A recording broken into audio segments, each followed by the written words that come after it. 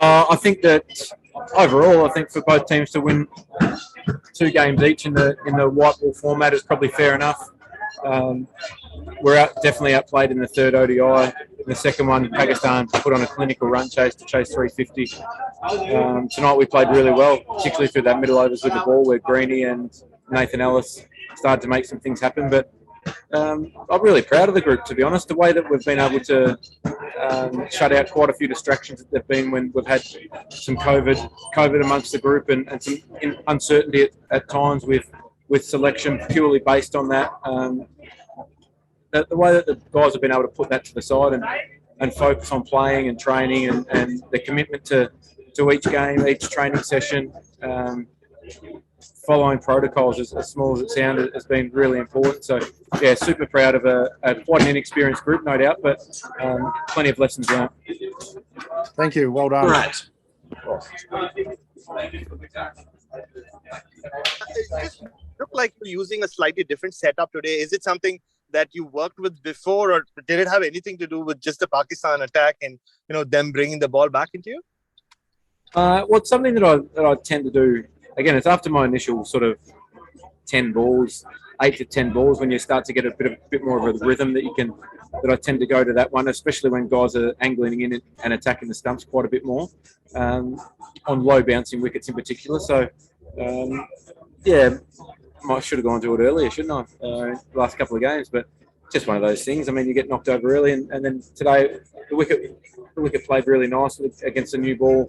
Well, probably wasn't quite as much swing there initially, so yeah, slight tinkering with technique, but that's nothing uncommon. Thanks, Aaron. Sorry, I have Mel with me, so she has a question for you as well. Hey, Aaron. I know you weren't quite able to finish the job. Can you just take us through what that was? Did you think you'd managed to finish it off there with a 6, and like just a few moments there where there was a question over the catch? Were you kicking yourself a little bit? Oh yeah, definitely kicking myself, but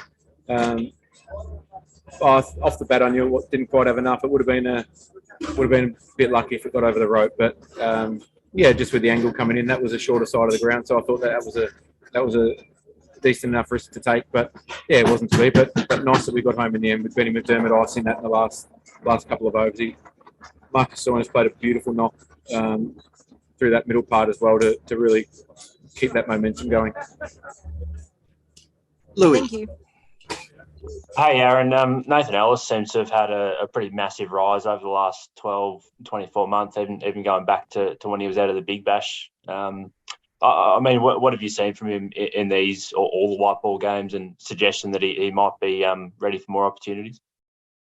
He's someone who brings an unbelievable attitude, an unbelievable work ethic to games and training. His energy, his intensity, his ability to learn really quickly, whether it be with new ball, old ball, talking to experienced players, coaches. He's just got an amazing attitude that he brings to the table, and he's someone that the boys love playing with.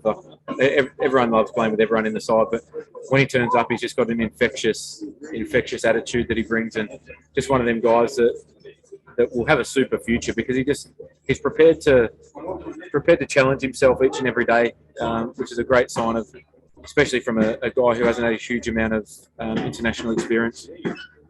And just on the spirit of the series, Aaron, I know a lot of people have kind of talked about it.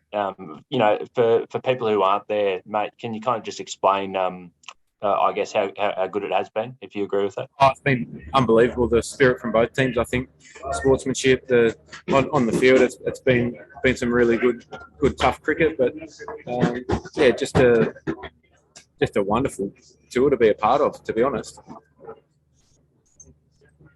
Ahmed. Aaron, well played, and you have saved your best for the last and final match. And we have seen both the team played real competitive cricket in the T20 World Cup. But here, you have that psychological edge winning that match, and same happened here. Pakistan batted brilliantly in the start, but you have come back brilliantly and controlled the game from there onward. What were your thinking when wickets fell at the end of the day? Do you panic? Do you think that Pakistan going to win that match, or it was in your bag? Oh, never, the game's never in the bag until you hit the winning runs or close it out with the ball. But I think the ability for a really inexperienced bowling group to bounce back after a power play where Pakistan got some great momentum was fantastic. With Cameron Green, a couple of wickets there, swinging the momentum and then building on that over the next couple of overs to drag that total down from sort of a 180 total to like a 162, I think it was. So that was a fantastic effort from a young bowling group with Adam Zampa in there as well. Travis Head chipped in and did a really good job.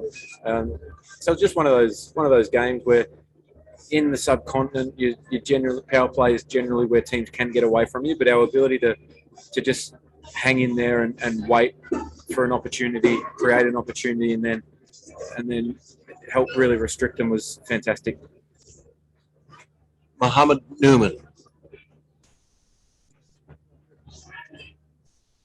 Mohammed? Well played today, Finchi. Hello, am I audible? Yep. Well played today, Finchi. We have seen that you have tried some new guys, young guys in the limited over series likes of Nathan Ellis and Sean Everett. Nathan Ellis got 4 wicket straight and exciting sign for Australia. You will have to play just 6 games before the T20 World Cup. So how are you going to prepare for the mega event, and what will be your team combination for that World Cup? Finally, I would like to thank Cricket Australia for coming over here and entertaining us with exciting matches. Thank you. Thanks, mate. It was a pleasure being here. I think there's only 6 T20 games. I don't think that's going to be too much of a problem.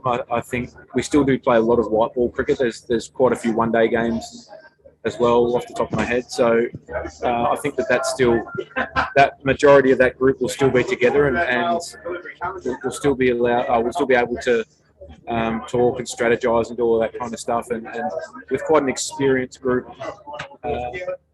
as well, like there's a lot of experienced players in the wider group as well. So I don't think it'll be too much of a problem. Last one here, guys. Ollie Caffrey. Hey, Aaron, how have you seen Josh Inglis's integration into the T20 side? Seemed to look pretty comfortable out there after, he obviously had the break with COVID, but he picked up where he left off in that Sri Lanka series. Yeah, he's been fantastic. Nothing seems to faze him. The attitude that he brings out in the middle is brilliant. It's good fun batting with him. He's somebody who, again, takes in so much information and his ability to walk out of a hotel room after 7 days isolation and start off really well was outstanding. And he's just someone, again, like Nathan Ellis, the guys love being around and I love having him in squads. He's a super player. He's got so much talent as well. So been really impressed with Josh. Thanks very much, guys. Thanks, everyone. We'll catch up with you when we get home. Appreciate everyone's time. Thanks, guys. Thank you. Thank you.